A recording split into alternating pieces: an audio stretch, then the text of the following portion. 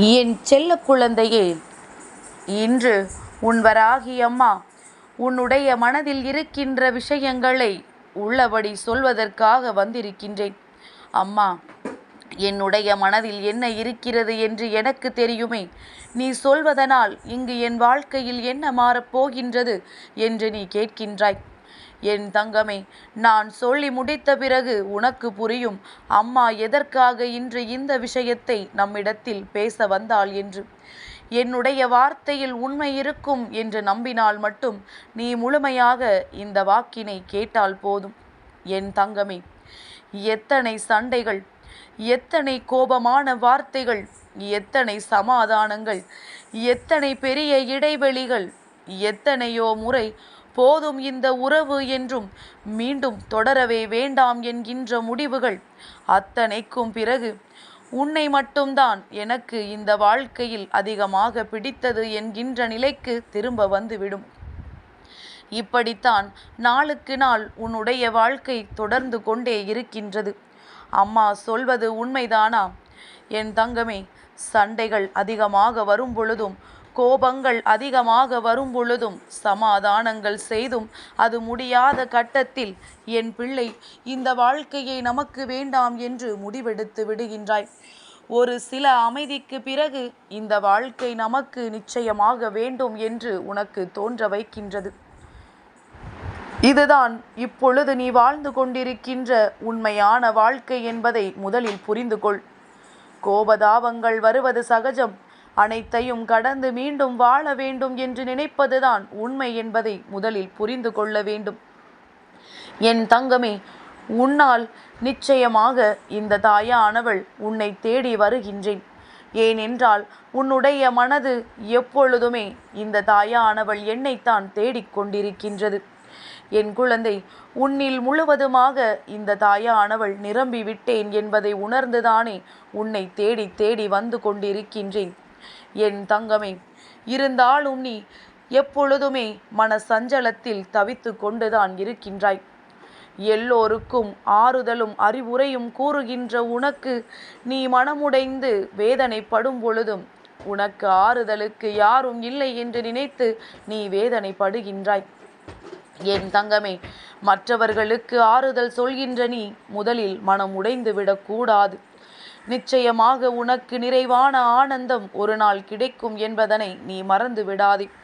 சிறிது காலம் மட்டும் பொறுத்திருந்தால் போதும். உனக்கு ஒரு மிகப்பெரிய அற்புதத்தை உன் வாழ்க்கையில் இந்த வராகி நடத்தி காட்டி விடுவேன் என்பதை மட்டும் நீ மறந்து விடாதே.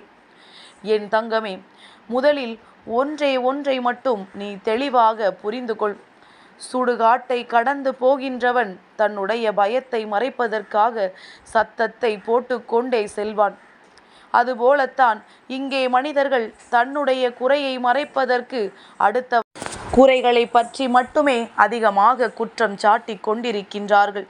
அதனால் என் குழந்தை, இந்த வாழ்க்கையில் உன்னை சுற்றி வருகின்ற இது போன்ற மனிதர்களை எல்லாம் நினைத்து நீ ஒரு நாளும் வேதனைப்பட்டு கொண்டோ உன்னுடைய அன்றாட வேலைகளையோ நீ கெடுத்து கொள்ளக்கூடாது என்பதனை முதலில் புரிந்து கொள்.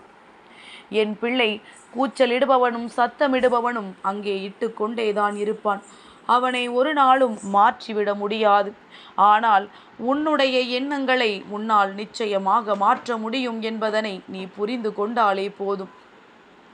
என் தங்கமே, பெரிதாக ஒன்றும் இங்கே இளமைக்கும் முதுமைக்கும் வேறுபாடு கிடையாது. இளமை என்பது என்ன தெரியுமா? என்னால் முடியும் என்று இருமாப்போடு அலைந்து கொண்டிருப்பது. முதுமை என்பது என்ன தெரியுமா? இயன்றவரை போதும், இதுவே நமக்கு போதும் என்று நினைப்பதுதான் அந்த முதுமை. என் குழந்தை, இளமையையும் முதுமையையும் சரியாக புரிந்து கொண்டவன் வாழ்க்கையில் நிச்சயமாக எல்லாவற்றையும் நல்லபடியாக அடைந்து விடுவான். வாழ்க்கையினுடைய யதார்த்தம் என்னவென்பதை எல்லோருமே தெரிந்து கொண்டிருந்தால் நிச்சயமாக இந்த வாழ்க்கையில் எல்லோருக்கும் சந்தோஷம் நிரந்தரமாக கிடைக்கும் என்பதில் எந்த ஒரு மாற்று கருத்துமே கிடையாது. என் குழந்தையே, உண்மையாகவே வாழ்க்கையில் எல்லோருமே அறிந்து கொள்ளாத விஷயங்கள் சில இருக்கின்றது. என்ன தெரியுமா? உண்மையில் தானம் என்றால் என்ன தெரியுமா? யாரிடத்திலும் எதையுமே கேட்காமல் இருப்பதுதான். அடுத்தவரிடத்தில் சென்று கை ஏந்தாமல் நிற்க வேண்டும். என் தங்கமே, அதுபோல உண்மையான நண்பன் என்றால் யார் தெரியுமா? நீ பாவம் செய்யாமல் உன்னை தடுப்பவன்தான் உண்மையான நண்பன். வாழ்க்கையில் நிச்சயமாக எவையெல்லாம் மின்னல் போல தோன்றி மறைய வேண்டும் என்றால் தீயவர்களினுடைய நட்பு. தீயவர் என்று தெரிந்த பிறகும் அவர்களினுடைய நட்பினை ஒரு நாளும் தொடரக்கூடாது. மனிதனுக்கு இந்த உலகத்தில் கிடைக்கின்ற மிகப்பெரிய பாக்கியம் என்ன தெரியுமா? எதையெல்லாமோ சொல்கின்றோம், ஆனால் உண்மையில் ஆரோக்கியமான வாழ்க்கை எவனுக்கு கிடைக்கின்றதோ அவன்தான் மிகப்பெரிய பாக்கியத்தை செய்தவன். என் தங்கமே, உண்மையில் மிகவும் கஷ்டமான காரியம் எதுவென்றால் தன்னுடைய மனதில் இருக்கின்ற ஆசைகளை அடக்கி வைப்பதுதான். என் பிள்ளை, எவன் ஒருவன் தன்னுடைய ஆசைகளை எல்லாம் அடக்கி வைக்கின்றானோ அவனால் இந்த உலகத்தில் எல்லாவற்றையும் சாதிக்க முடியும். என் குழந்தை, நீ இந்த வாழ்க்கையை எப்படி வாழ்ந்து கொண்டிருக்கிறாய் என்று நான் இப்பொழுது சொல்லவா? சில வழிகளை உன்னால் தாங்க முடியவில்லை. சில நேரங்களில் உன்னால் நடிக்க முடியவில்லை. சில வெற்றிகள் கிடைத்துமே அதை உன்னால் ருசிக்க முடியவில்லை. சில சோகங்களை உன்னால் மறக்க முடியவில்லை. சில ரகசியங்களை உன்னால் காக்க முடியவில்லை. சிலரது நினைவுகளை உன்னால் அழிக்க முடியவில்லை. சில இன்பங்களை வாழ்க்கையில் ஒதுக்கி வைக்க முடியவில்லை. சில இழப்புகளை உன்னால் தவிர்க்க முடியவில்லை. சில நேரங்களில் உண்மையை உன்னால் பேச முடியவில்லை. சில தோல்விகளை உன்னால் ஏற்றுக்கொள்ள முடியவில்லை. இப்படி சிலவற்றை முடியவில்லை என்று சொல்லியே உன்னுடைய வாழ்க்கையை நீ இழந்தபடியே சென்று கொண்டிருக்கின்றாய். இந்த நிலைதான் இப்பொழுது உன் வாழ்க்கையில் இருந்து கொண்டிருக்கின்றது என்பதனை உன் அம்மா நான் நன்கு அறிவேன். என் தங்கமே, ஒன்றை மட்டும் நீ நினைவில் வைத்துக்கொள். ஒரு விஷயத்தையோ அல்லது ஒருவரையோ நேசிக்க வேண்டும் என்று முடிவு பண்ணி விட்டாய் என்றால், என் குழந்தையே, ஒரு குழந்தை எப்படி தன்னுடைய பொம்மையை நேசிக்கின்றதோ அதுபோல நீ நேசிக்க வேண்டும். எந்தவித பிரதிபலனும் நீ எதிர்பார்க்க கூடாது. எதற்கு தெரியுமா? பொம்மைக்கு இம்மி அளவு கூட தன்னுடைய நேசத்தை காட்ட தெரியாது. ஆனால் குழந்தைக்கு அந்த பொம்மையை தவிர வேறு உலகமே இருக்காது. அதைத்தான் அம்மா சொல்கின்றேன். அன்பு வைக்க வேண்டும், பாசம் வைக்க வேண்டும் என்று முடிவு செய்து விடுவாயானால் எதிரில் இருப்பவரிடம் எந்த ஒரு பிரதிபலனையும் நீ எதிர்பார்க்காதே. அவர்கள் என்ன வேண்டுமானாலும் செய்துவிட்டு போகட்டும். என் குழந்தை, உன்னுடைய அன்பில் கள்ளகபடம் இல்லாமல் இருக்க வேண்டும். என் தங்கமே, இவை எல்லாவற்றிற்கும் இந்த வாழ்க்கையை கடந்து வருவதற்கு என்ன முடிவுதான் கிடைக்கும் என்று நினைக்கின்றாயல்லவா? உனக்கான முடிவு என்னவென்று இப்பொழுது அம்மா சொல்கின்றேன். என் குழந்தை, யாரை போலவும் வாழ வேண்டும் என்று நினைக்காமல் நீயாக வாழ வேண்டும். அதுதான் உன்னுடைய இயல்பு என்று நீ நினைக்க வேண்டும். உன்னுடைய இயல்பு நிலையிலிருந்து நீ ஒரு நாளும் தவறிவிடக்கூடாது. என் குழந்தை, எங்கே ஒருவன் தன்னுடைய இயல்பான நிலையில் இருந்து தவறி விழுகின்றானோ அவனாலேயே அவனது வாழ்க்கையை ஒருபோதும் காப்பாற்றி விட முடியாது. என் குழந்தை, இந்த வாழ்க்கை சூழ்நிலைகள் உனக்கு எதுவாக வேண்டுமானாலும் இருந்துவிட்டு போகட்டும்.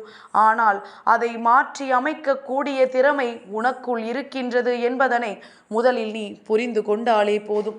என் குழந்தை, வெற்றி என்பதும் எப்பொழுதும் உனக்கு என்று நிரந்தரம் என்று நினைக்காமல் தோல்வியும் உனக்கானது என்பதை புரிந்து கொண்டு தோல்வியில் இருந்து அடுத்தது எதனை கற்றுக்கொள்ள வேண்டும் என்று நீ தெரிந்தாலே போதும். இந்த வாழ்க்கை உனக்கு எல்லாவற்றையும் சரியான நேரத்தில் சரியான விகிதத்தில் கற்றுக் கொடுத்து சென்றுவிடும். என் பிள்ளை, இன்று இந்த வராகி உன்னை பற்றி சொல்லி இருக்கிறேன் என்றால் நீ உன் மனதில் கொண்டிருக்கின்ற அத்தனை எண்ணங்களும் என்னையும் பாதித்தது. இந்த தாயானவள் என்னையும் அது காயப்படுத்தியது. ஆனால் இனி உன்னுடைய நிலைமை இப்படியே இருந்துவிடக்கூடாது. மாற்றங்கள் உன் வாழ்க்கையில் உருவாக வேண்டும். அதை நான் உருவாக்கியே தீர வேண்டும் என்கின்ற முடிவில் இப்பொழுது உன் முன்னால் வந்திருக்கின்றேன். எந்த சூழ்நிலையிலும் தெய்வத்தின் மீது நீ வைத்திருக்கின்ற நம்பிக்கையை கைவிடாமல் நீ எப்பொழுதும் மன நிம்மதியோடும் மன நிறைவோடும் இரு. எல்லாவற்றையும் உன்னுடைய முயற்சிக்கான பலனாக நான் கொண்டு வந்து கொடுக்கின்றேன். என் செல்ல குழந்தைக்கு இந்த வராகி அம்மாவினுடைய ஆசீர்வாதங்கள் எப்பொழுதுமே முழுமையாக கிடைக்கும்.